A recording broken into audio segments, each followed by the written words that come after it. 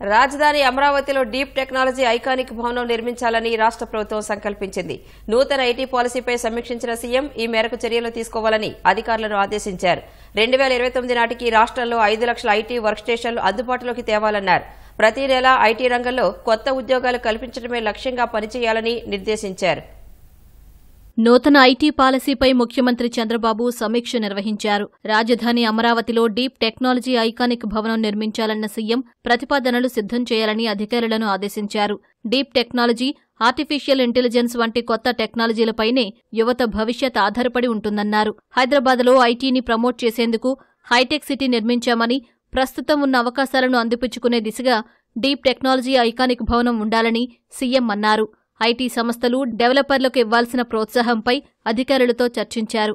2029 నాటికి రాష్ట్రంలో 5 లక్షల వర్క్ స్టేషన్లు, 2034కి 10 లక్షల వర్క్ స్టేషన్లు ఏర్పాటు చేసేలా ప్రణాళికలు రూపొందించాలని ముఖ్యమంత్రి ఆదేశాలిచ్చారు. కోవర్కింగ్ స్పేస్, కార్యాలయ సముదాయాల నిర్మాణానికి అవసరమైన భూములు సబ్సిడీపై లీజుకివ్వడం, సింగిల్ విండో విధానంలో మౌలిక వసతుల కల్పనకు అనుమతులు ఇవ్వడం, ఐటీ సంస్థలను ఇండస్ట్రియల్ పవర్ టారిఫ్ కిందకు తీసుకురావడంపై దిశానిర్దేశం చేశారు.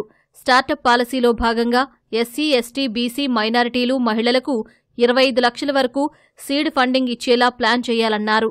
నూతన ఆవిష్కరణలు, స్టార్టప్ ఏకోసిస్టమ్ అభివృద్ధి లక్ష్యంగా రతన్ టాటా ఇన్నోవేషన్ హబ్కు అనుసంధానంగా 5 జోనల్ ఇన్నోవేషన్ హబ్ల ఏర్పాటుపై ముఖ్యమంత్రి సూచనలు చేశారు.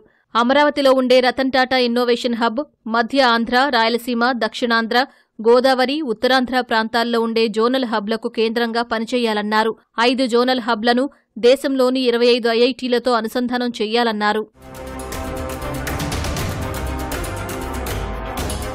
ప్రతి నెలా కొత్త ఉద్యోగాల కల్పనే లక్ష్యంగా అధికారులు పనిచేయాలని సీఎం ఆదేశాలిచ్చారు. పాలసీలు ప్రకటించిన తర్వాత వర్క్ స్టేషన్ల ఏర్పాటుకు అనువైన ప్రదేశాలను కలెక్టర్లు గుర్తించాలన్నారు. రాష్ట్రంలో ఎంతమంది వర్క్ ఫ్రం హోం చేస్తున్నారో గ్రామ, వార్డు సచివాలయ ఉద్యోగులతో మదింపు చేయాలని సూచించారు.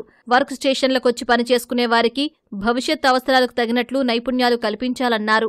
గ్రామీణ ప్రాంతాల్లో విద్యార్హత ఉన్న యువత ఎక్కువగా ఉన్నారని, సరైన నైపుణ్యం లేక వెనకబడుతున్నారని సీఎం అభిప్రాయపడ్డారు. ఐటీ సంస్థలకు అవసరమైన మౌలిక వసతులు కల్పించే డెవలపర్లకు ఇచ్చే రాయితీలను ప్రభుత్వం 3 కేటగిరీలుగా విభజించింది. సీట్ల సామర్థ్యం, కార్యాలయ సముదాయం విస్తీర్ణానికి అనుగుణంగా coworking space, neighbourhood working space, IT క్యాంపస్లకు రాయితీలు ఇవ్వాలని భావిస్తోంది. కోవర్కింగ్ స్పేస్కు రాయితీ పొందాలంటే కనీసం 100 సీట్ల సామర్థ్యం లేదా 10,000 చదరపు అడుగుల కార్యాలయ సముదాయం ఉండాలని నిర్ణయించారు. నైబర్హుడ్ వర్కింగ్ స్పేస్కు 10 సీట్ల సామర్థ్యం లేదా 1000 చదరపు అడుగుల కార్యాలయం తప్పనిసరి. 10 లక్షల చదరపు అడుగుల విస్తీర్ణంలో ఐటీ క్యాంపస్ ఏర్పాటు చేయాల్సి ఉంటుంది. 30 కోట్ల టర్నోవర్ లేదా కనీసం 100 మందికి ఉద్యోగాలు కల్పించే ఐటీ సంస్థలకు ప్రోత్సాహకాలు ఇచ్చేలా ప్రభుత్వం ప్రణాళికలు సిద్ధం చేస్తోంది.